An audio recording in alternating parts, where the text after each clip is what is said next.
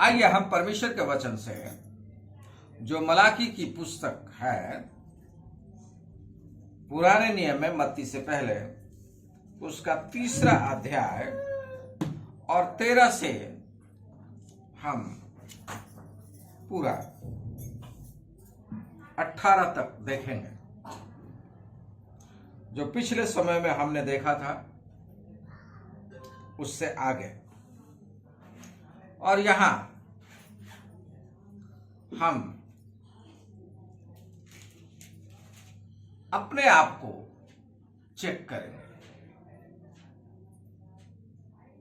अपने आप को भी देखेंगे। वचन इसलिए आता है कि वो हमें चेक करे, यानी मुझे जांचे कि क्या मैं उस वचन के अनुसार हूं या नहीं हूं। अगर नहीं हूं तो मुझे उस वचन के अनुसार चलना जरूरी है, अर्थात दूसरी ओर से कहें तो उस वचन का पालन करना आवश्यक है, क्योंकि उन वचनों को मानने के द्वारा हमारी सारी आशीषें बंधी हुई हैं। इसलिए परमेश्वर, पीछे समय में हमने देखा कि परख करके देखो कि मैं तुम्हारे लिए आकाश के झरोखे खोलकर अपरंपार आशीष की वर्षा करता हूं कि नहीं। ये आज्ञाकारिता के बिना आकाश के झरोखे नहीं खुलेंगे। जब हम आज्ञा को मानते और पालन करते हैं तभी आकाश के झरोखे खुलते हैं। ठीक है, एक जोक के साथ में शुरू करेंगे। एक व्यक्ति ने दूसरे व्यक्ति से, दो दोस्त थे, उसने बताया कि मेरे दादाजी के पास इतना बड़ा दलान था। दलान समझ रहे हैं आप लोग? बैठका जिसे बोलते हैं, ठीक है ना। इतना बड़ा बैठका था कि उसमें सभी लोग, सारे संसार के लोग आ जाते थे। दूसरे व्यक्ति ने कहा, अच्छा इतना बड़ा दलान था? हाँ। तो दूसरे व्यक्ति ने कहा, मेरे दादाजी के पास इतनी लंबी लग्गी थी कि जब वो चाहते थे तब वो बादल को ठोकते थे और बारिश हो जाती थी। तो फिर पहले वाले ने पूछा कि भाई इतना बड़ा लग्गी था, रखते कहां थे? वो कहा, तेरा दादाजी के दलान में। जहां तेरे दादाजी का दलान था उसी दलान में रखते थे। समझ रहे? तो जो हम कहते हैं उसी का प्रत्युत्तर हमें मिलता है। परमेश्वर भी जो हम करते हैं और जो कहते हैं उसी के अनुसार हमारे लिए करता है। यहां परमेश्वर कह रहा है कि तुम्हारे पास मैंने लग्गी दे दी है कि तुम आकाश के झरोखे खोल सको। Hallelujah, hallelujah. और वो कहीं रखी नहीं जाएगी, अपरंपार आशीष की बारिश करता है। लेकिन क्या सही में हम लोग वैसे हैं? आशीष पाने के हकदार हैं या नहीं हैं? आइए हम वचन के अनुसार देखें। तो हम मलाकी 3रा अध्याय और उसका 13 से लेकर के 18 पद तक हम देखेंगे, जहां इस प्रकार से लिखा हुआ है, यहोवा यह कहता है, तुमने मेरे विरुद्ध ढिठाई की बातें कही हैं, परंतु तुम पूछते हो हमने तेरे विरुद्ध क्या कहा है। तुमने कहा है परमेश्वर की सेवा करना व्यर्थ है। हमने जो उसके बताए हुए कामों को पूरा किया और सेनाओं के यहोवा के डर के मारे शोक का पहरावा पहने हुए चले हैं, इससे क्या लाभ हुआ? अब से हम अभिमानी लोगों को धन्य कहते हैं, क्योंकि दुराचारी तो सफल बन गए हैं, वरन वे परमेश्वर की परीक्षा करने पर भी बच गए हैं। तब यहोवा का भय मानने वालों ने आपस में बातें की, और यहोवा ध्यान धरकर उनकी सुनता था। और जो यहोवा का भय मानते और उसके नाम का सम्मान करते थे, उनके स्मरण के निमित्त उसके सामने एक पुस्तक लिखी जाती थी। सेनाओं का यहोवा यह कहता है, जो दिन मैंने ठहराया है, उस दिन वे लोग मेरे वरन मेरे निज भाग ठहरेंगे, और मैं उनसे ऐसी कोमलता करूंगा जैसी कोई अपने सेवा करने वाले पुत्र से करे। तब तुम फिरकर धर्मी और दुष्ट का भेद, अर्थात जो परमेश्वर की सेवा करता है और जो उसकी सेवा नहीं करता, उन दोनों का भेद पहचान सकोगे। परमेश्वर अपने वचन पर आशीष दे। परमेश्वर का वचन कहता है 13 पर, यहोवा कहता है, तुमने मेरे विरुद्ध ढिठाई की बातें कही है। ढिठाई का मतलब जानना बहुत जरूरी है।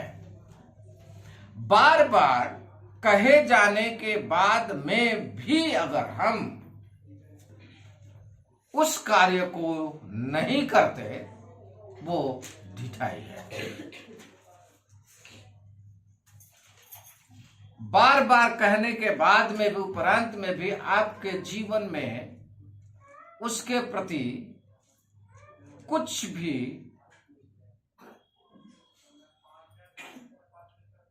प्रभाव नहीं है, उसको ढिठाई कहते हैं। जो कहा जा रहा है वो नहीं कर रहे हैं, इसका मतलब ढिठाई है। और जो कहा जा रहा है और नहीं कर रहे हैं, इसका मतलब है कि उस व्यक्ति के जिसने कहा है उसके विरुद्ध में आप काम कर रहे हैं।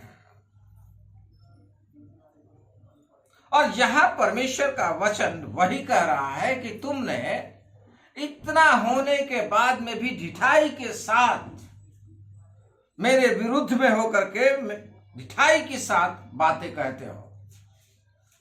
विरुद्ध में भी हो और ढिठाई की बातें भी कह रहे हो, और फिर सीना चौड़ा करके कह रहे हो कि मैंने तेरे विरुद्ध में क्या किया है।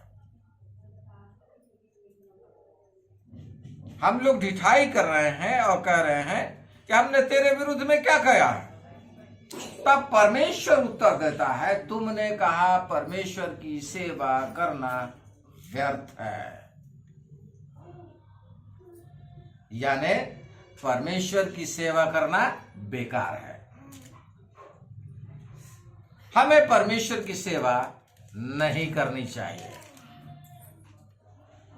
हम इससे करके क्या पालेंगे?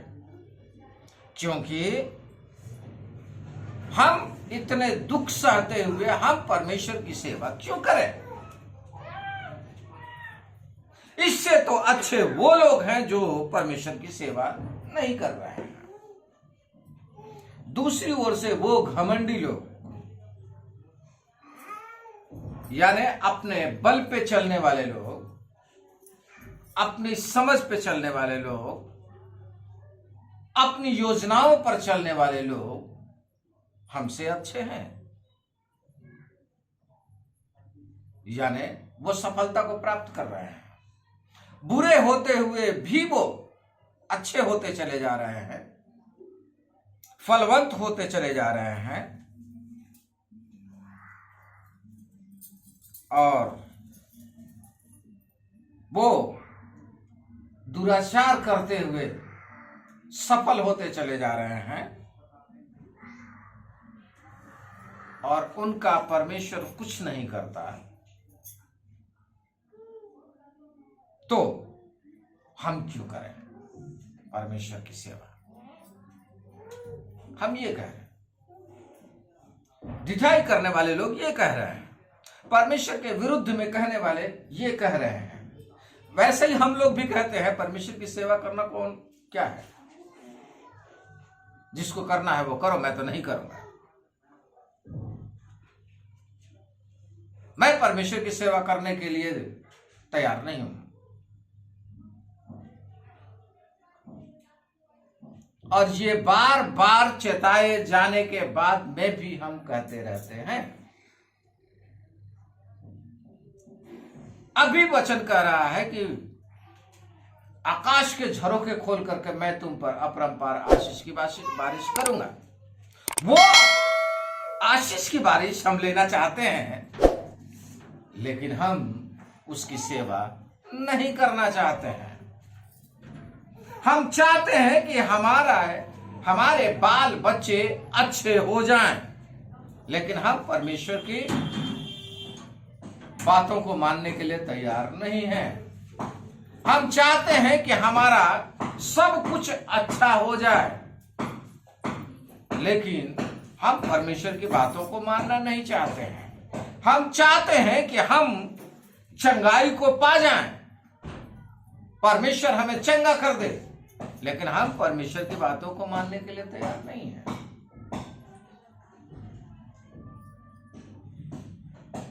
हम सब चीज चाहते हैं और ये हम घमंड के साथ कहते हैं। हम उन्हीं अभिमानियों में हैं, उनसे अलग नहीं हैं। हम उन्हीं ढीठ लोगों में हैं जो परमेश्वर को धोखा देते और लूटते हुए ये कहते हैं कि परमेश्वर की सेवा हम नहीं करेंगे, लेकिन परमेश्वर हमें सब कुछ दे। और परमेश्वर दयालु है, देता भी है, ऐसा भी नहीं है कि नहीं देता है, उनको देता भी है। लेकिन होगा क्या? इसका अगला पद कहता है दूसरे व्यक्ति के अब विषय में। ये था ढिठाई करने वाले लोगों के विषय में, और दूसरा वो लोग जो परमेश्वर के साथ चलने वाले लोग हैं। तब यहोवा का भय मानने वालों ने आपस में बातें की। ऐसा नहीं है कि सभी ढिठाई के साथ में चल रहे हैं, जी नहीं। कुछ लोग परमेश्वर के बताए हुए मार्ग पर भी चल रहे हैं। परमेश्वर जैसा कहता है वैसा करते नहीं है। परमेश्वर कहता है कि उन लोगों ने आपस में बातें की। परमेश्वर का भय मानने वाले हमेशा परमेश्वर के साथ में बातचीत करते हैं और परमेश्वर के भय मानने वालों के साथ में बातचीत करते हैं। ध्यान रखिएगा, वो हमेशा यही कोशिश करते रहते हैं कि परमेश्वर क्या कह रहा है। हर वचन में वो ढूंढते हैं कि मेरे लिए परमेश्वर की क्या इच्छा है, परमेश्वर मुझसे क्या चाहता है। वचन जब हम पढ़ते हैं, सुनते हैं, तो हम लोग इसको सरसरी निगाह से जाने देते हैं और कहते हैं ये मेरे लिए नहीं है। लेकिन जब तक वचन में हम ये नहीं समझेंगे कि मुझे क्या करने को कहा गया है इस वचन के द्वारा, परमेश्वर मुझसे क्या चाहता है,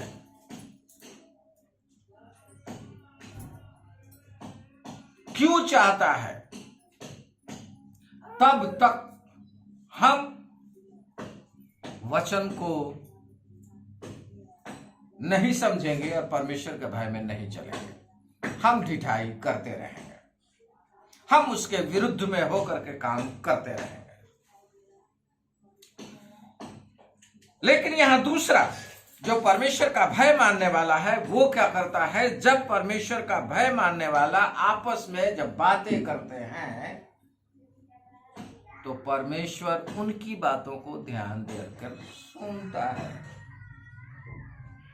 समझ रहे हैं आप परमेश्वर क्या कह रहा है? जब वो आपस में बातें करते हैं, धर्मी लोग जो परमेश्वर का भय मानने वाले लोग हैं, तो परमेश्वर उनकी बातों को सुनता है। तो क्या जो अधर्मी है उनकी बातों को नहीं सुनता? यहां लिखा हुआ है कि ध्यान धरकर सुनता है। क्या उनकी बातें नहीं सुनता, देखता? उनकी भी सुनता है, ध्यान रखिएगा। लेकिन क्या करके? ध्यान धर के नहीं सुनता।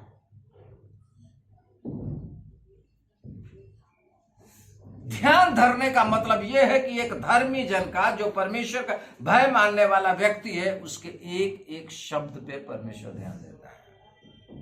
अर्थात उसके मन की उठती हुई उमंगों को भी परमेश्वर जानता है। अभी भाई बता रहे थे कि 500 किलो का गेट था। कितने लोगों ने पकड़ा था उसे? 6 लोगों ने। और हुआ क्या? 5 गए, यानी छोड़ दिया। बचा कौन? एक। वो कौन था? परमेश्वर का भय मानने वाला। इनकी आवाज निकली होगी क्या उस समय? आवाज निकलने से पहले गेट सर पे। लेकिन परमेश्वर क्या है? परमेश्वर सिर्फ आपके मन में उठा, हे प्रभु, बस यही बोल पाए होंगे। ये भी बोलना मुश्किल है, क्योंकि मुझे इसका अनुभव है। जब मेरी छत टूटी थी और मैं गिर रहा था एक बार, तो हे प्रभु बोलने से पहले मैं नीचे था। समझ लीजिए, कहने का मतलब है वो शब्द बोलने से पहले परमेश्वर आपके हृदय में उठने वाली लहर को पहचान जाता है। समझ रहे आप? और उसी समय परमेश्वर अपने हाथों को बढ़ा करके थाम लेता है। हालेलुया। ऐसा परमेश्वर है वो। क्यों? क्योंकि वो जीवित परमेश्वर है, सनातन काल से है और सनातन काल तक रहने वाला परमेश्वर है। इसलिए यीशु मसीह को हम अभी 7 तारीख को गुड फ्राइडे मनाएंगे, और उसके बाद में हम 9 तारीख को क्या मनाएंगे? क्या मनाएंगे 9 तारीख को? किसी को मालूम है? मालूम होना चाहिए। आपका ये मालूम नहीं है तो फिर आपका जीवन का आधार नहीं है, क्योंकि वो मृतकों में से नहीं जी उठता तो हम और आपका कोई वैल्यू नहीं होता। इसलिए वो मृतकों में से तीसरे दिन जी उठा था। तो वो क्या है? 7, 8, 9, सप्ताह का पहला दिन। इसीलिए पूरी दुनिया सप्ताह के पहले दिन को विश्राम दिन घोषित कर चुकी। बहुत सारे लोगों ने इसके बारे में अफवाहें उड़ा रखी हैं। थोड़ा सा बता देना चाहता हूं। बहुत सारे लोगों का कथन है कि ये किसी त्योहार के वजह से या किसी विशेष संप्रदाय की वजह से इतवार को विश्राम दिन अर्थात जय दिन, परमेश्वर का दिन घोषित किया गया। लेकिन ऐसा नहीं है। यह बिल्कुल गलत सूचना है और गलत जानकारी है। और हम इतिहास में, बाइबल में हम देखते हैं कि यीशु मसीह के जी उठने के बाद सप्ताह के पहले दिन वो लोग एकत्रित होकर के आराधना कर रहे थे। कौन? उसके चेले। वो उसी समय से वो शुरू हो गया था। यीशु मसीह के तीसरे दिन मृतकों में से जी उठने के बाद में इस बात को, यानी सप्ताह के पहले दिन को परमेश्वर की आराधना करने का दिन चेलों ने शुरू कर दिया था। और वो धीरे धीरे बाद में कॉन्स्टेंटाइन था राजा, उसने इसको मान्यता दे दी मसीहियों के चलते, और वो रविवार के दिन ये आराधना होने लगी। कहने का मतलब यह है, किसी ने भी इसको व्यक्ति विशेष ने नहीं किया है, परमेश्वर की अनुग्रह के द्वारा यीशु मसीह के जी उठने के उपलक्ष्य में इस जय के दिन में सब जगह जो होती है छुट्टी होती है। ठीक है, नहीं भी छुट्टी हो तो संडे आते ही हमारा काश आज संडे है, छुट्टी हो जाता है, हम लोग सोचने लगते हैं। तो ये जानना बहुत जरूरी है। तो इसलिए हमारे लिए हम गुड फ्राइडे और उसके बाद में ईस्टर मनाएंगे। ठीक है, तो कहने का मतलब यह है कि जितने भी परमेश्वर का भय मानने वाले लोग थे, उन लोगों ने आपस में बात करना शुरू किया, और जो बात वो कर रहे थे उनको परमेश्वर ध्यान से सुन रहा था।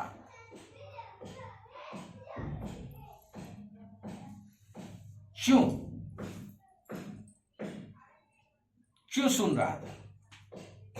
आइए भजन संहिता 1 देखें।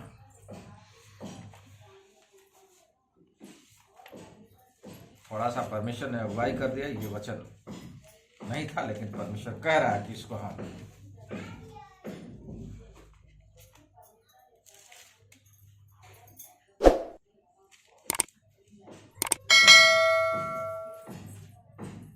धर्मी और दुष्ट अर्थात ढिठाई करने वाले दोनों लोगों के विषय में है।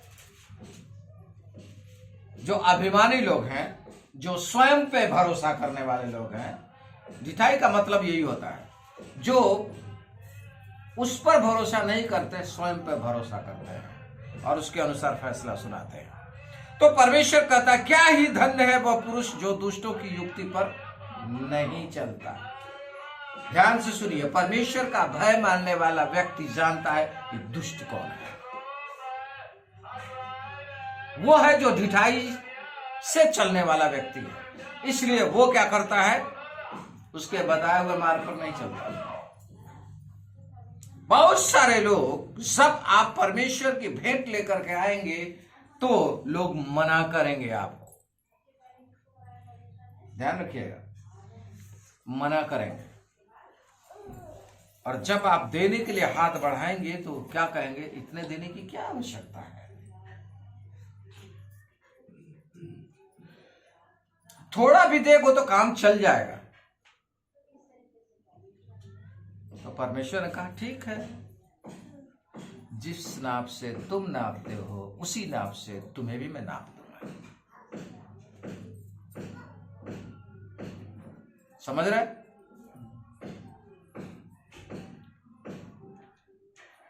आप शेयर बाजार में कितना पैसा लगाएंगे तो कितना पाएंगे?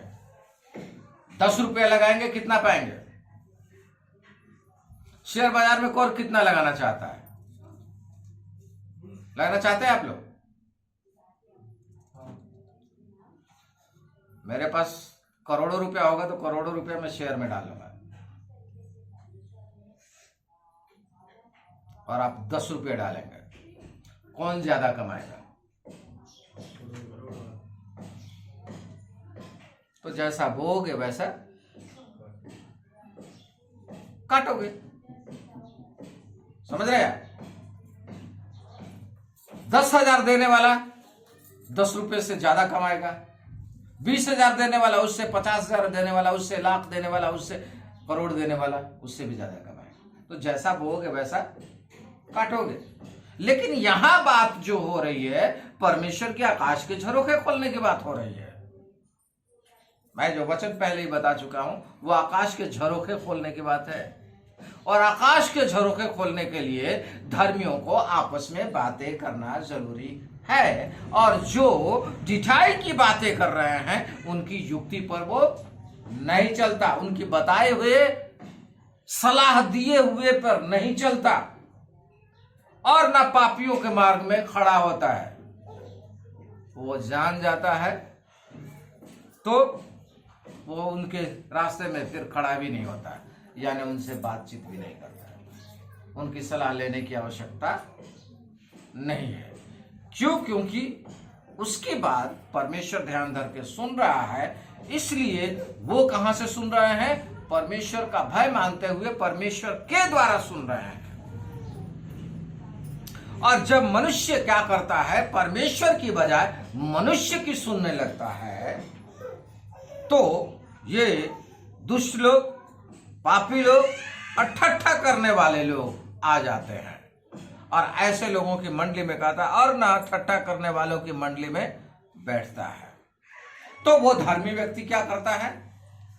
धर्मी व्यक्ति जो परमेश्वर का भय मानने वाला और जिसको परमेश्वर की सेवा करना अच्छा लगता है, वो व्यक्ति क्या करता है? परंतु वह तो यहोवा की व्यवस्था से प्रसन्न होता है। समझ रहे? व्यवस्था का मतलब है वचन, परमेश्वर के आज्ञा, परमेश्वर क्या कह रहा है उससे वो प्रसन्न होता है। परमेश्वर ने आज मुझसे क्या कहा उसको करने में वो प्रसन्नता हासिल करता है। मुझे करने की आवश्यकता है। ये वो कुछ नहीं सोचता, आगा पीछा ऊपर नीचा कुछ नहीं सोचता, सिर्फ परमेश्वर की ओर ध्यान देता है। समझिए, जब परमेश्वर की ओर ध्यान देते हैं तो क्या आकाश के झरोखे खुलेंगे और उसकी व्यवस्था पर रात दिन ध्यान करता रहता है। इसका मतलब है वो हर बात को परमेश्वर के नजरिए से देखता है। रात दिन ध्यान करने का मतलब यही है, परमेश्वर के नजरिए से देखना। वो रोटी बेलते हुए भी परमेश्वर के नजरिए को देखता है। रोटी में उसे संसार नजर आता है। समझ रहे हैं?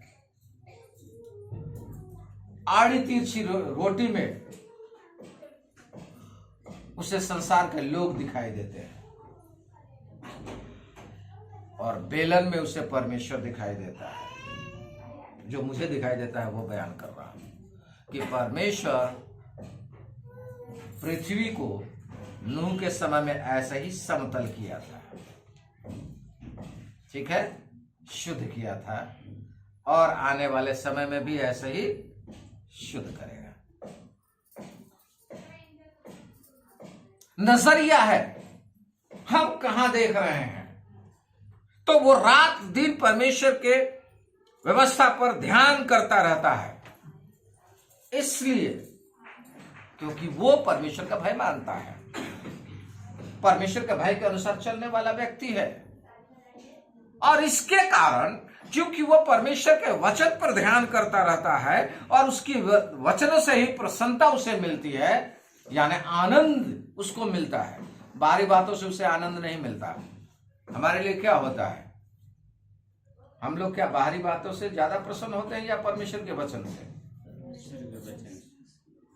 झूठी बात, बाहरी बातों से है, बाहरी बातों से। हम अभी खत्म हो जाएगा हमारा फलाना क्या किया, चिल्लाना क्या किया, इधर क्या किया, इधर क्या हो रहा, उधर क्या, उसमें हम हंस हंस के बातें करेंगे। लेकिन अभी जब वचन आएगा तो हमें नींद आएगा, सुस्ती आएगा। समझ रहे? लेकिन धर्मी व्यक्ति, मैंने लोगों ने बताया, परमेश्वर के वचन से, धर्मी व्यक्ति परमेश्वर के वचन से प्रसन्न होता है। प्रसन्नता उसको वचन से ही मिलती है। हर बात में वह परमेश्वर के वचन को देखता है, इसलिए वह उस वृक्ष के समान है जो बहती नालियों के किनारे लगाया गया है और अपनी ऋतु में फलता है और उसकी जिसके पत्ते कभी मुरझाते नहीं। इसलिए जो कुछ वह पुरुष करे वह सफल होता है। हालेलुया। इसलिए जो कुछ वह पुरुष करे वो सफल होता है, क्योंकि वो क्या कर रहा है? अपने व्यवस्था के ऊपर ध्यान देने के कारण और उससे प्रसन्न होने के कारण। प्रसन्न होएगा तो करेगा, ठीक है, प्रसन्न होएगा तो वो परमेश्वर की आज्ञाकारिता में चलेगा। प्रसन्नता होने के कारण यहां कह रहा है कि वो उस वृक्ष के समान है जो बहती नालियों के किनारे लगाया गया है, जिसके पत्ते कभी मुरझाते ही नहीं, यानी हरा भरा रहेगा। और कहता है परमेश्वर, इसलिए जो कुछ वह पुरुष करे वह सफल होता है। क्यों सफल होता है? क्योंकि परमेश्वर आकाश के झरोखे खोल करके आशीष की बारिश करने के लिए तैयार है, इसलिए उसकी सफलता है।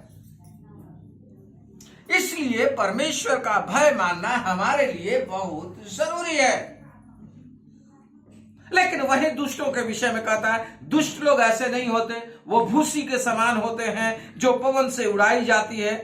इस कारण दुष्ट लोग अदालत में स्थिर नहीं रह सकेंगे और न पापी धर्मियों की मंडली में ठहरेंगे, क्योंकि यहोवा धर्मियों का मार्ग जानता है, परंतु दुष्टों का मार्ग नाश हो जाएगा। अब यहां कहता है कि दुष्ट लोग अदालत में स्थिर न रह सकेंगे। परमेश्वर तो ध्यान धर के सुन रहा है, वो सोच रहे हैं क्या आशीष पाने वाले हैं या नहीं। तो आशीष पाने के हकदार वो होंगे क्या? ढिठाई करने वाले लोग, अपने पर भरोसा करने वाले लोग, परमेश्वर की बजाय संसारिक बातों में मन लगाने वाले लोग, क्या परमेश्वर उनको ध्यान धर के सुनेगा क्या?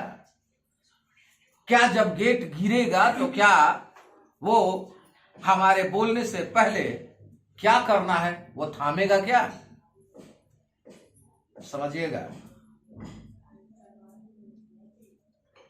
चोट लगने से क्या वो बचाएगा क्या?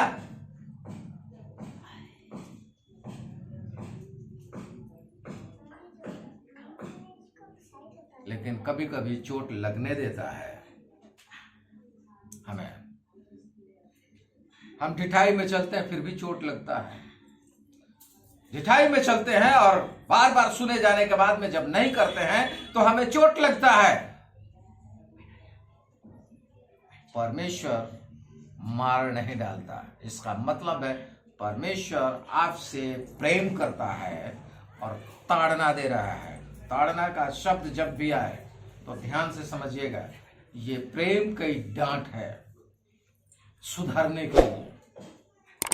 वो चाहता है कि तुम सुधरो, सही मार्ग में चलो, नहीं तो वो समय आएगा जब परमेश्वर कोमलता का व्यवहार नहीं करेगा।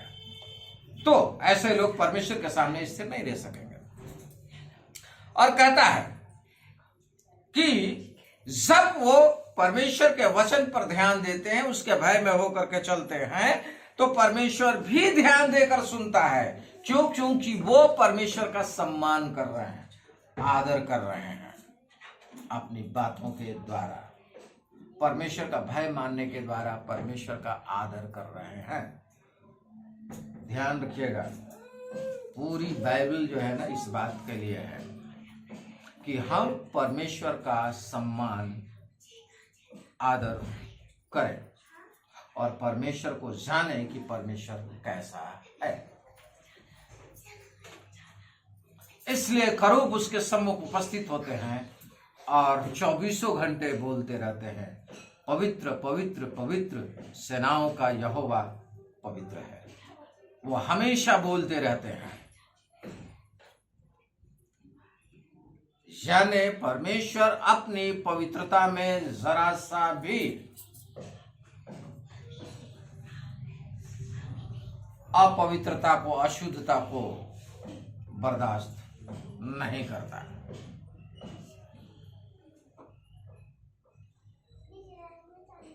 इस पवित्रता को बनाए रखने के लिए परमेश्वर ने बहुत सारे कार्य दिए। इसी पवित्रता को बनाए रखने के लिए परमेश्वर ने शुद्ध और अशुद्ध चीजें हमारे लिए उपलब्ध कराई। कल जब मैं स्टडी कर रहा था तो परमेश्वर की पवित्रता के विषय में देखते हुए मुझे मालूम हुआ कि ये शुद्ध अशुद्ध जानवर है।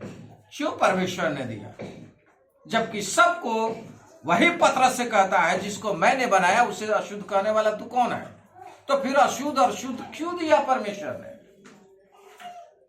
मेरे सवाल यही था कि अशुद्ध क्यों दिया।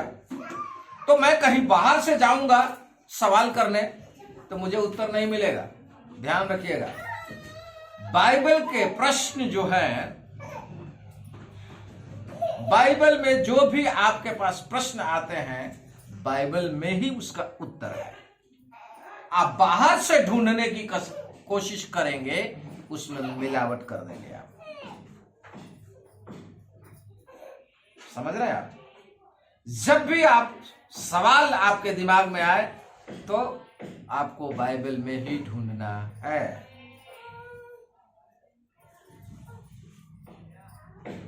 तभी आपको सही उत्तर मिल सकता है, अन्यथा आपको उत्तर नहीं मिलेगा, आपको गलत जानकारी मिलेगी।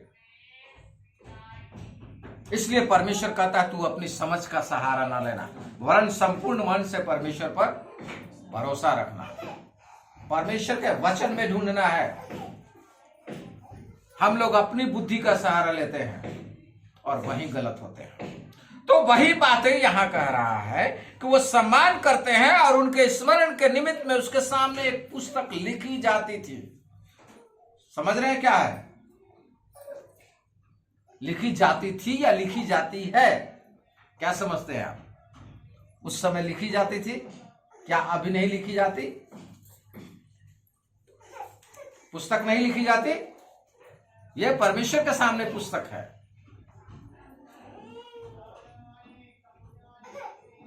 प्रकाशित वाक्य 15 का 20 है शायद, कि 20 का 15 है।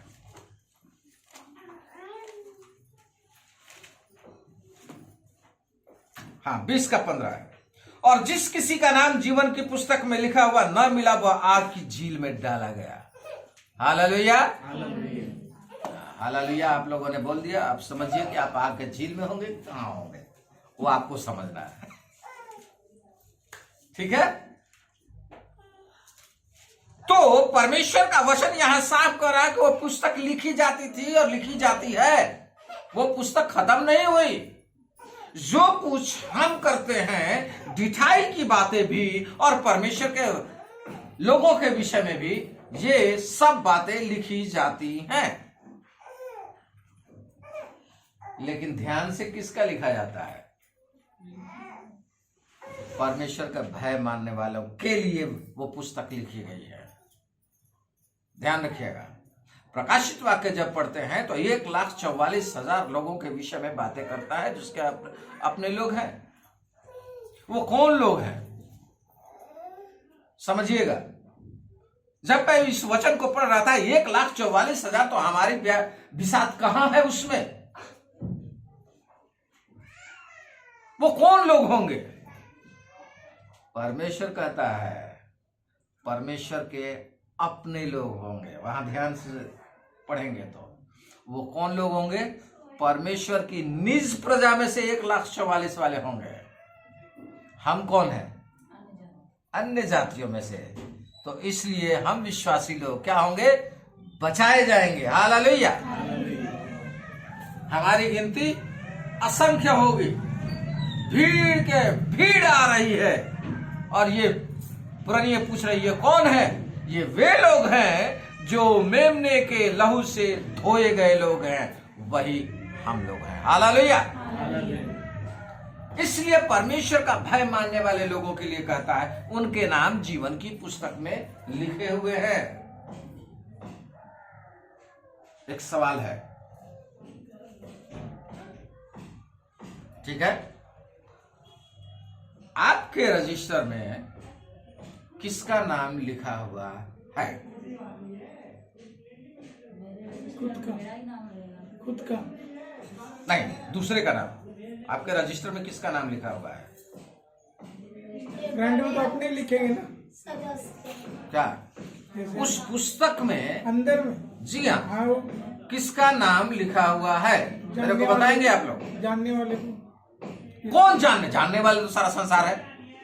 उसी जानने वाले में से कौन लोग? जो हमारे पास से काम काज करते हैं। हमको से जे बढ़ा सदस्य उसी है? क्या बोले? हमसे घर में ज्यादा सदस्य आए उनके आगे नाम लिखा है। जी नहीं, हमारे पास जो काम करने वाले स्टाफ होते हैं। हाँ वो भी है, समझिए। रजिस्टर पहले मेरा नाम, एनएम का नाम, डॉक्टर का नाम, उसके बाद गिरिया वाले का नाम। क्यों लिखा है? हम कर रहे क्यों लिखा है? मेरे सर्वे कर सदस्य रहे हैं। आगे। क्यों लिखा है? सवाल इस बात का है, आप लिखे ऐसे लिख दिया। नहीं, वो जरूरत पे काम आएंगे। ध्यान रखिएगा, मेरे परमेश्वर जितने भी नाम वाले हैं वो आपके प्रिय हैं, समझ रहे हैं? जितने भी आपने शादी में मेहमानों को निमंत्रित किया, उन्हीं का कार्ड पे नाम लिख करके क्यों दिया? सारे आपके पड़ोसी सारे थे क्या? यहां से वहां तक जानते नहीं है? अरे हमको जानते हैं। अनीता बहन और किशोर सिंह नहीं जानते हैं? यहां से वहां तक लोगों को, बहुत सारे लोगों को जानते हैं। क्या उमेश भाई, गीता बहन यहां से वहां तक के लोगों को नहीं जानते हैं? जानते हैं, लेकिन इतने ही लोगों को क्यों दिया? सवाल इस बात के, क्योंकि वो इनके अनुसार और ये उनके अनुसार दोनों का मेल है। ध्यान रखिएगा, इसलिए उन्हीं को निमंत्रण दिया गया। तो दूसरे का नाम क्यों नहीं लिखा? क्योंकि कोई सरोकार ही नहीं है उससे, क्योंकि वो जानते ही नहीं, मेल रखते नहीं इनसे। ठीक है, तो परमेश्वर भी किसका नाम लिखेगा? जो भय मानने वाले हैं उन्हीं का। यही तो कह रहा है, उन भय मानने वालों का नाम परमेश्वर अपनी पुस्तक में लिखता है। लेकिन ढिठाई करने वालों के विषय में लिखा है क्या कि उनका नाम जीवन की पुस्तक में लिखा है? जी नहीं, वो दंड पाने के योग्य हैं, इसलिए परमेश्वर उनका नाम नहीं लिखता, स्मरण में भी नहीं रखता। हम क्या कहते हैं, मरता तो मर जा। इसलिए परमेश्वर एक उदाहरण देता है कि तुमने जो इन छोटे से छोटों में से देखभाल की है वो मेरे लिए ही तो किया है। मैं तुम्हारे यहां परदेसी बनकर के आया, तुमने वो अपने घर में ठहरा। हमने कब ठहरा, याद भी नहीं है। समझिएगा, याद भी नहीं है, आपको याद नहीं है मैंने क्या किया परमेश्वर के लिए या उस मनुष्य के लिए। मैंने क्या किया, जरूरतमंद की मैंने सेवा की, कब किया उसको याद नहीं रखता, लेकिन परमेश्वर याद रखता है।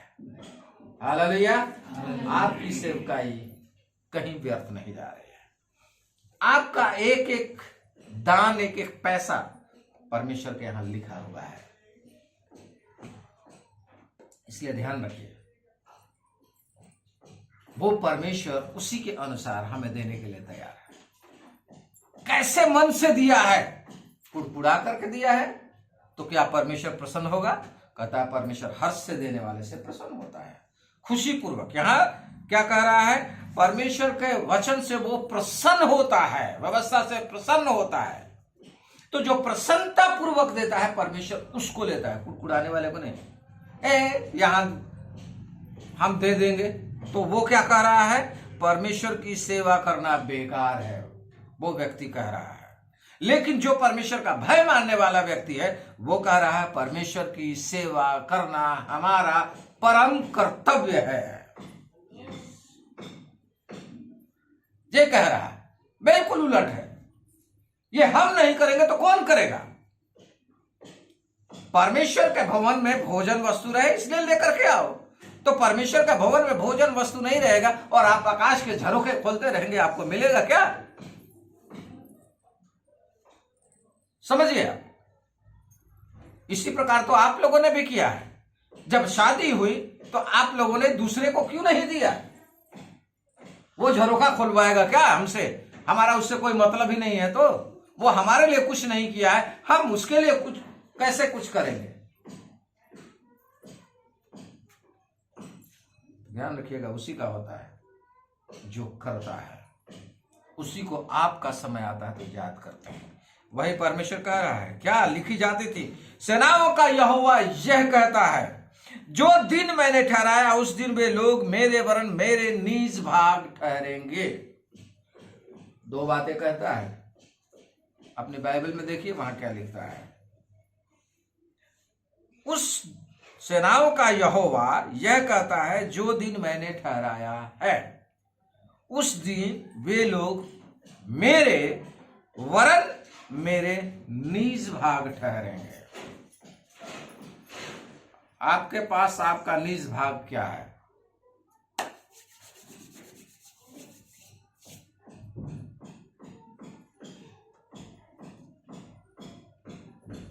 मेरे बच्चे, मेरा पति, मेरा घर। बच्चे प्रभु के मार्ग पे चलना, प्रभु को गलत काम नहीं करना। मार्ग पर चलने वाला। समझिए, वो कह रहे हैं मेरे बच्चे, मेरे सब कुछ। आपका निज भाग है क्या? प्रभु के भय में चलते हुए गलत काम नहीं करना। आपका निज भाग है वो? जी नहीं, आपका निज भाग नहीं है। ध्यान रखिएगा, निज भाग का मतलब ये होता है जो मेरे सिवा दूसरे का ना हो सके। निज का मतलब ये होता है, ठीक है, वो सिर्फ मेरा हो, ठीक है, वो दूसरे का ना हो। संसारिकता में जैसे वो कह रहे हैं, सब लोग कहते हैं, लेकिन निज भाग जो कोई समझौता ना कर सके, जो किसी भी बात में आपके विरुद्ध में न चल सके, वो है। अब बताइए, जो आपके बगैर वो आपका सिर्फ हो, उसमें किसी की हिस्सेदारी ना हो। ऐसा तो खाली हमारा प्रभु ही है। ठीक है, प्रभु तो सबके हैं ना। हाँ? आपका है तो मेरा भी है।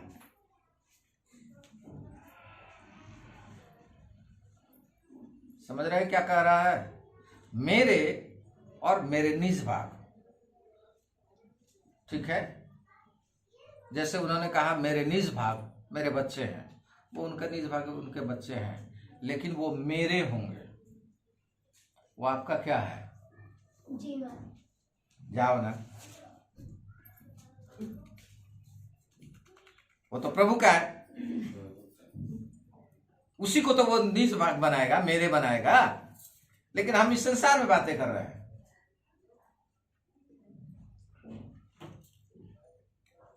ध्यान रखिएगा, मेरा घर। आपका रत्न है, गहने। जी हाँ, आपके गहने। वो हमारा निज है। हाँ, जब मन आप किसी को देगी क्या? जब मन कर बेच दो। हाँ, घर। वो तो आप कैसे भी इस्तेमाल करो, वो आपके ऊपर में निर्भर करता है। आपके बच्चे भी उसको नहीं बोलेगा, आपका पति भी नहीं बोलेगा। अच्छा, आपके कहने पर बोलेगा? नहीं बोलेगा ना। जब मर्जी होगा तब, अगर परेशानी आ गई, ये लो रख दो, पैसे ले आओ, वो आपके ऊपर में निर्भर करता है। ठीक है, आपकी बहू बोलेगी क्या? वो तो मेरा है, आपका नहीं, ये तो मेरा है। वो अपना सामान बहू बोलेगी मेरा है, ठीक है ना, उसका अपना उसका है, ठीक है ना। तो ये निज भाग का मतलब होता है रत्न, स्त्री धन। रत्न बोलते हैं इसको। ठीक है, परमेश्वर हमें रत्न के अनुसार अर्थात अपने अंगूठी के समान जड़ना चाहता है। ध्यान रखिएगा, वो कभी हमें अलग नहीं करना चाहता है। और अंगूठी कब तक है? जब तक जीवन है। ये अंगूठी कब तक है? जब तक ये उंगली है। हैं? जी नहीं, जब तक मेरी पत्नी मेरे साथ में है। समझ रहे आप? जब तक मेरी पत्नी मेरे साथ में है, तब तक ये अंगूठी मेरे साथ में है। नहीं रहे तो गया, कहीं भी उतार का फेंक दो, क्या मतलब है? और जिसको अंगूठी नहीं मिला फिर हैं? सही में सर। पहले नहीं वो एकलव्य की तरह अपना अंगूठा दे दे। पहले सही में नहीं मिलता था अंगूठी, अब हम यूं नहीं नहीं, हमको तो मिला तो हम खोल के रखे हुए हैं। अच्छा, तो वो आपकी मर्जी है ना। किसी के पास होगा। आपका रत्न है ना, तो आप खोल के रखो चाहे पहन के रखो, वो तो आपके ऊपर निर्भर करता है।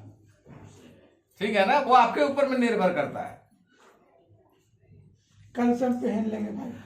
अब स्त्री मंगलसूत्र पहनती है, वो क्या कहती है? मेरा है, पति है, मेरा। पति के ठीक, फिर पति के ना या पति का या कहां से आ गया? मंगलसूत्र मेरा पति के गले में है क्या? पति का होगा? ये आज शादी बोलते हैं पति के दे ले मंगलसूत्र। वो पति का दिया हुआ है, चाहे बापू का दिया हुआ है, उनके पति का दिया हुआ है क्या? उनके बापू ने बनवा करके उनको दिया था कि मेरी अपनी बहू को दे देना, उनका बनाया हुआ नहीं है। पति दिए। हाँ, तब पति दिए हैं। तो कहने का मतलब है वो जब जिसके गले में पड़ गया वो उसका है। रत्न का मतलब यह है। तो परमेश्वर कहता मेरे और मेरे निज प्रजा, मेरे का मतलब वो मेरे अंगूठियों में जड़े हुए होंगे, बस मेरे पास रहेंगे, मुझसे अलग नहीं रहेंगे। ये परमेश्वर वो नहीं है कि वो राजमहलों में रहे और आपको घूरे पर बैठा है, ऐसा परमेश्वर नहीं है। हालेलुया। वो परमेश्वर वो है कि जहां मैं रहूं वहां तुम भी रहो। इसलिए ये जीवित परमेश्वर है, क्योंकि उसने दर्द तो उसी को होगा ना जो बनाएगा, जो उत्पन्न किया है। जिसने बनाया नहीं उसको दर्द क्या होगा? समझ रहे हैं? जो बनाया नहीं उसको दर्द क्या होगा? इस घर को बनाने में हमें कितना परिश्रम लगा है वो हम जानते हैं, ठीक है? दूसरा कोई नहीं जानता, हमारी बहू नहीं जानती इस तकलीफ को, हमारा पोता नहीं जानता, ठीक है? दूसरा कोई नहीं जानता। उस दिन ये लोग वो चढ़ा रहे थे और खिड़की का थोड़ा सा खिड़की का वो टूट गया, उनको दर्द महसूस नहीं होगा, ठीक है? लेकिन जो दर्द मुझे होगा वो दर्द उनको नहीं होगा, क्योंकि उसको मैंने बनाया है, मेरी मेहनत लगी है, मेरा सब कुछ निछावर हुआ है। इसलिए कुछ भी होता है तो मुझे दर्द होता है। थोड़ा भी गड़बड़ होगा, बर्बाद होगा तो आपको तकलीफ होगा, क्योंकि वो मेरा निज है। समझ रहे हैं? परमेश्वर के उसी प्रकार से हम निज हैं। इसलिए परमेश्वर अपना बना करके रखना चाहता है, आपके जीवन में कुछ भी गड़बड़ी नहीं चाहता। वो चाहता है कि आकाश के झरोखे खोल करके मैं अपरंपार की आशीष की बारिश आप पे कर दूं, वो चाहता है। लेकिन वो कह रहा है कि अभी सफलता तो नहीं पा रहे हो, लेकिन क्या होगा? जो दिन मैंने ठहराया उस दिन, जिस दिन वो आएगा दोबारा न्याय करने के लिए, जब सबका न्याय होगा, उस दिन तुम मेरे निज भाग ठहरोगे। समझते हैं? सबसे अच्छा उदाहरण है साथ चलने का। चींटियों को देखे हैं आप लोग? कहां चलती हैं? लाइन में। लेकिन उससे भी अच्छे लाइन में एक और जानवर चलने वाला है, भेड़। है? वो क्या बोलते ये चलते चूहे का वो होते क्या? हाँ, छुछुंदर। सुंदर। ये ध्यान रखिएगा, जब चलेंगी तो एक दूसरे का पूंछ पकड़ करके चलती है। छुछुंदर। हाँ, लाइन में चलेंगी, जैसे सांप जा रहा है ऐसा लगेगा।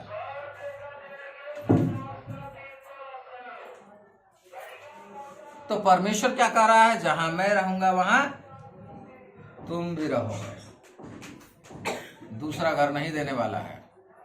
इसलिए कहता है कि उस दिन वे मेरे लोग ठहरेंगे और मैं क्या करूंगा उनसे, और मैं उनसे ऐसी कोमलता करूंगा जैसी कोई अपने सेवा करने वाले पुत्र से करे। कैसी कोमलता? यानी कोमलता का मतलब है कि ऐसा करूंगा कि जैसा पुत्र से कोई प्रेम करता है।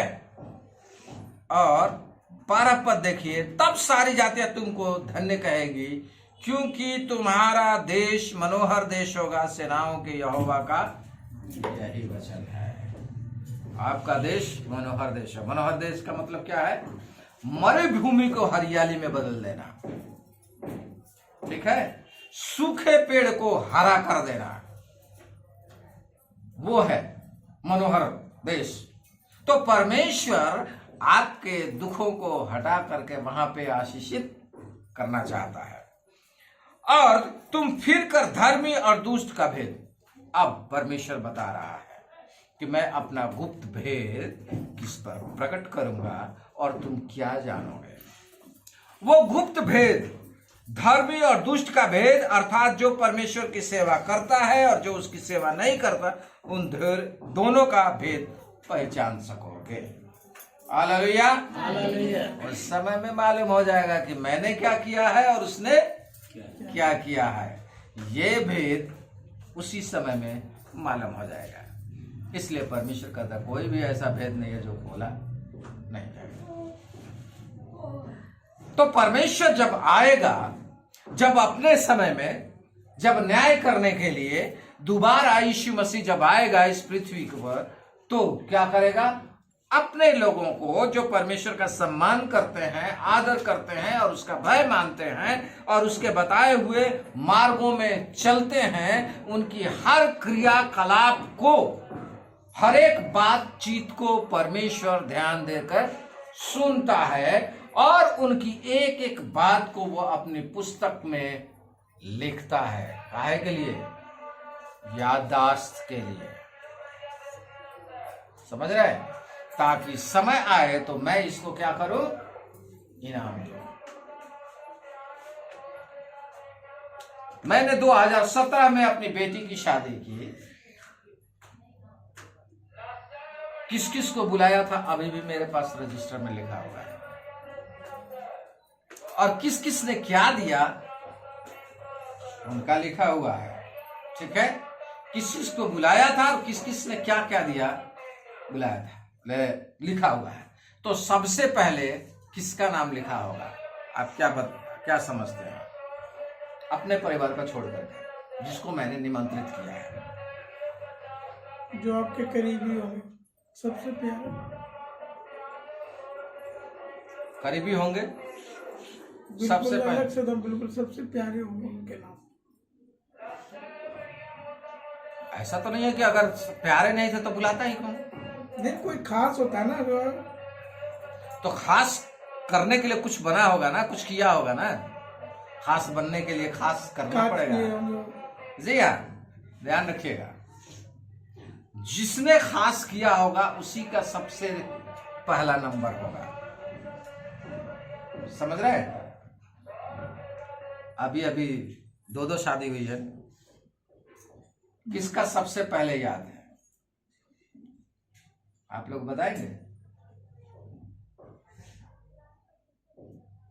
सबसे पहले किसका याद है आपको अपने नामों में से?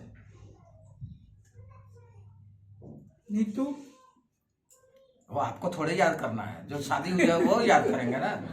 आप किस लिए नीतू को याद करेंगे? क्या खास है नीतू के लिए आपके पास? लोग शादी में गोलू के काम नाम लेते, नीतू को ज्यादा इसलिए नहीं, वो परिवार वाले किसको रखेंगे? ध्यान रखिएगा, जिसने सबसे ज्यादा सहयोग किया होगा उसका नाम सबसे पहले होगा। सबसे ज्यादा सहयोग करने वाला, समझ रहे हैं? चाहे वो शारीरिक रूप से हो या धन के रूप में हो, सबसे पहले उसका नाम होगा। जैसे सरदार थे वहाँ विकासपुरी के उनके साथ सबसे पहले उनका नाम होगा। इसलिए हमें समझना बहुत जरूरी है कि आपके जीवन में जिसका ज्यादा महत्व है उसका नाम लिखा हुआ होगा, और उसी के अनुसार धीरे धीरे धीरे धीरे लिस्ट उसी प्रकार से बनती चली जाएगी। जिसने 50,000 दिया, किसी ने 45,000 दिया, तो 50,000 वाले से ऊपर तो नहीं रखेंगे ना उसको। महत्व तो उसका 50,000 वाले का ज्यादा होगा ना। यस। तो 45,000 के वाले का बाद में आएगा। तो जैसा बोएंगे वैसा काटेंगे, वैसे ही सम्मान मिलेगा। तो वैसे ही हम सम्मान देंगे। तो सम्मान वैसे ही परमेश्वर को हम देते हैं और परमेश्वर वैसे ही हमें आशीषित करता है। परमेश्वर के पास हमारे लिए कोई कमी नहीं है, ध्यान रखिएगा। अपरंपार आशीष की बारिश करने के लिए तैयार है, लेकिन वो अपरंपार बारिश कैसे होगी? आपके लूटने से होगी, आपके धोखा देने से होगा? जी नहीं। वो कहता है परमेश्वर के भवन में, ताकि मेरे भवन में भोजन वस्तु रहे, तो उसी को तो वो आपको देगा। वो आपका भोजन वस्तु अपरंपार आशीष पाने के लिए आपका भोजन वस्तु में परमेश्वर आशीषित करता है। ध्यान रखिएगा। कितना फलवंत करता है वो? कितना फलवंत करता है? 100 गुना। 100 गुना। कोई 30 गुना, कोई 60 गुना, कोई 100 गुना। ये 20 के लिए है, ठीक है। लेकिन परमेश्वर के यहां कितनी आशीष है? 100 हजारों गुना है। परमेश्वर के यहां आपके लिए आशीष है, ठीक है। तो जैसा हम बोते हैं उसी के अनुसार उसके भवन में भोजन वस्तु होती है, और वो अपरंपार आशीष की बारिश आपके लिए करने के लिए तैयार है। आप लेने वाले बन जाइए। आप ये मत कहिए कि परमेश्वर की सेवा करना बेकार है, वरन परमेश्वर की सेवा करना अति आवश्यक है। ये मेरा काम है। जिस दिन होएगा उस दिन परमेश्वर का आप सम्मान करने लगेंगे, और जब परमेश्वर का सम्मान करने लगेंगे तो उसके सम्मान का मतलब होता है उसके भय में चलना। अगर आदर नहीं होगा तो उसके अनुसार आप नहीं चलेंगे। सम्मान आदर करना शुरू करेंगे, आप उसके भय में होकर के चलना शुरू करेंगे, और जब उसके भय में होकर के चलना शुरू करेंगे तो परमेश्वर भी आपकी सुनने के लिए अपना कान लगाएगा, और जब भी जहां भी आपकी आवश्यकता होगी परमेश्वर उसको पूरा करेगा। ये परमेश्वर चाहता है। इसलिए हमारे ऊपर में निर्भर करता है। एक वचन पढ़ेंगे, बस ध्यान से सुनिए। यशायाह 35, आपको मालूम हो जाएगा ये, बस सुनिए ध्यान से लेकर।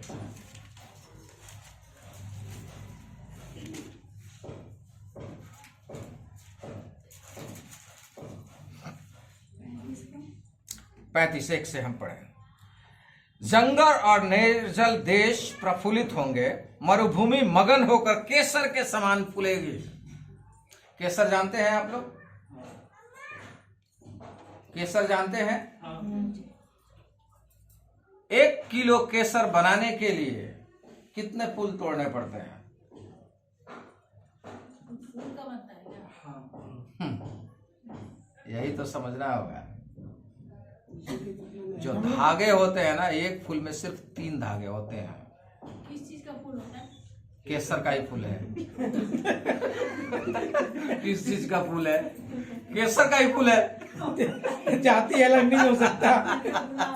तभी तो केसर कहते हैं। समझिएगा, 50,000 फूल तोड़े जाएंगे तब कहीं जाकर के आपका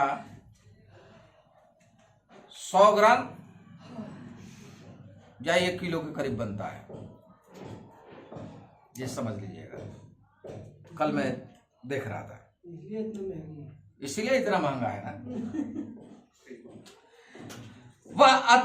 वो केसर के समान क्या कह रहा है? फूलेगा मरुभूमि में, यानी रेगिस्तान में।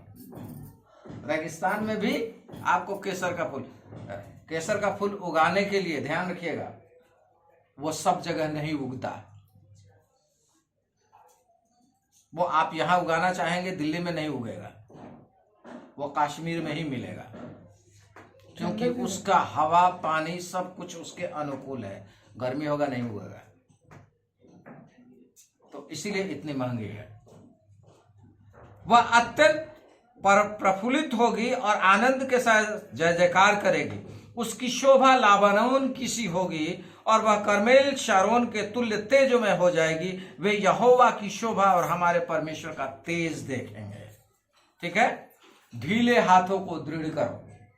अब उन हठीले लोगों से परमेश्वर बोल रहा है जो नहीं आज्ञा को कह रहे हैं परमेश्वर की सेवा करना व्यर्थ है, बेकार है। ढीले हाथों को दृढ़ करो, थरथराते हुए घुटनों को स्थिर करो।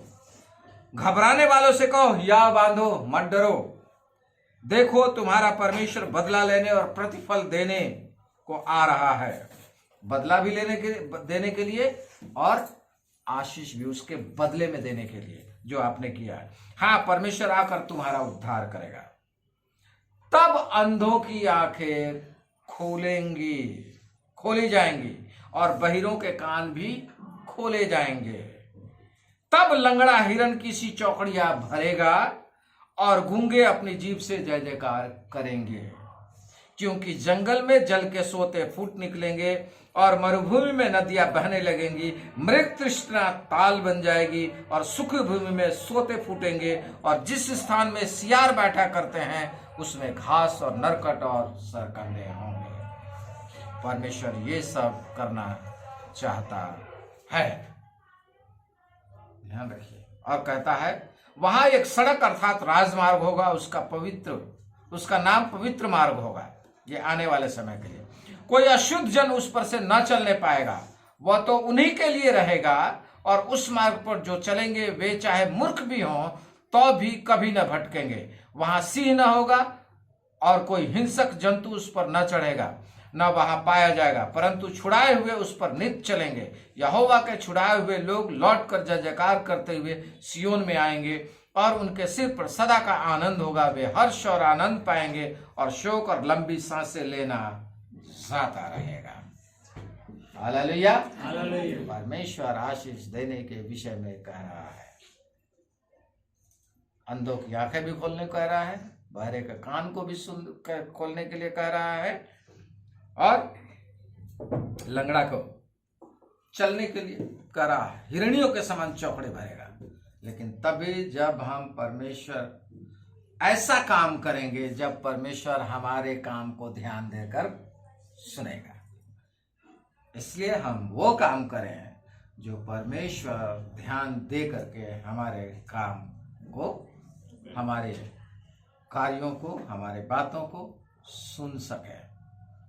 ऐसा काम करें तो परमेश्वर सुनने हारा है, इसलिए वो सुनने के लिए तैयार है।